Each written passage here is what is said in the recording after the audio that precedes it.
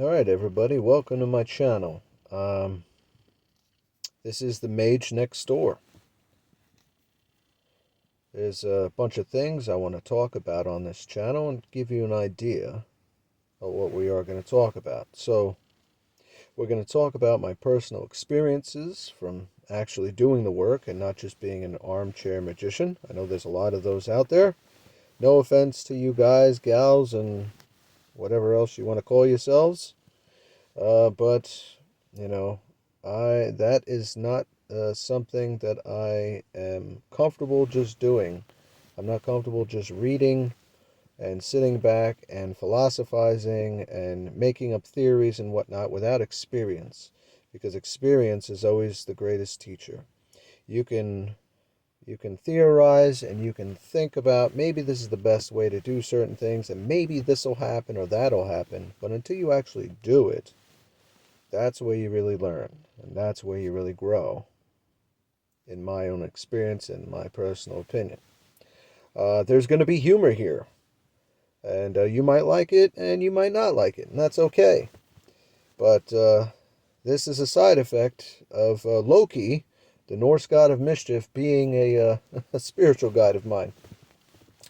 So yeah, it's going to be there. In the future, I want to be editing things and putting in little bits and pieces to get my point across, using examples with the edits. But for right now, this is what we got. This is going to also be about tips that I have for newbies on this path of magic. There's a lot of people that don't do shadow work until way later after they get stuck. They reach a certain point, they can't go any further, and they don't know why. And that's when most people turn to shadow work, or it's brought up by the spirits they're working with, or their intuition leads them to it. Because the subconscious is the key to everything. Once the subconscious is on board, things are a lot smoother sailing.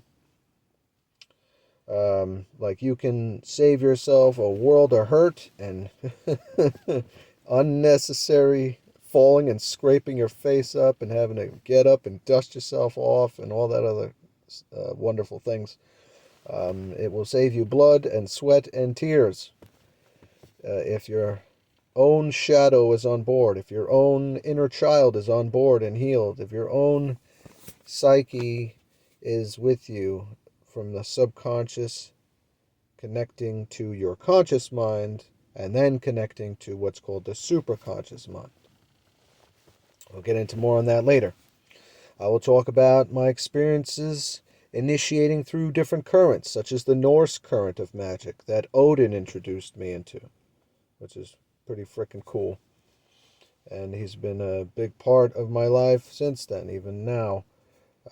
So yeah, these are examples of things to come. I'm looking forward to this. Shout out to Nocturnus for encouraging me to set up my own channel and to share my knowledge and experiences. I'm looking forward to it. As a fellow magician, it's hard a lot of times to find an avenue, especially if your family isn't magicians and their traditional beliefs with religion and whatnot don't coincide and conflict with yours. It's kind of hard to share those experiences or share that magical path with them. They won't understand. They might be frightened by it. They might think you're a horrible person or you're a mass murderer or whatever the BS, from media, movies and whatnot, and other people who don't know what they're talking about suggest to them or say is what magic is all about. And it doesn't help that the Bible has certain passages about wizards, or well, not wizards, but basically like sorcerers and whatnot, that they'll never enter the kingdom of heaven. All these scare tactics and things like that. Oh, and we'll go into about the massive mistranslations of the Bible, and even a ritual that I did to the Logos spirit and energy itself, and the next day what happened and what podcast I came across, which literally talks about the Logos. And yeah, that's going to blow people's minds. Anyway, I'll direct people to certain podcasts. other creators and the content that I find that have great worth, and um, their fellow magicians and whatnot. Some of it may be very controversial, and if it works for you, great. And if it doesn't, it doesn't. Let's see, is there anything else I wanted to say at this point? I'm going to be talking about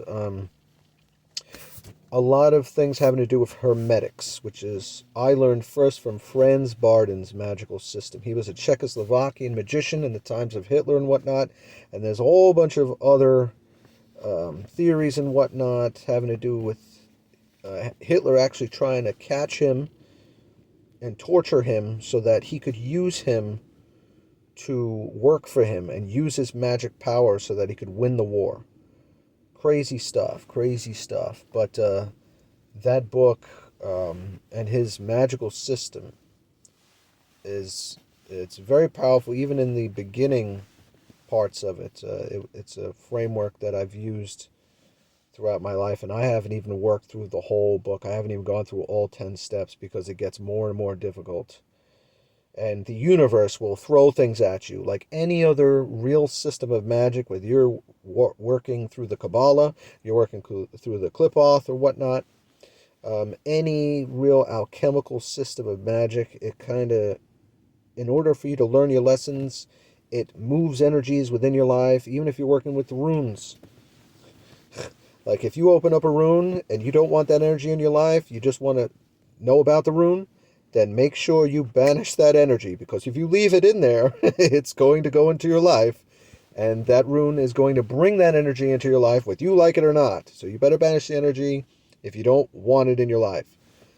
But yeah, I think that's about it for now. Everyone have a great day, have a great night, and we'll talk again soon.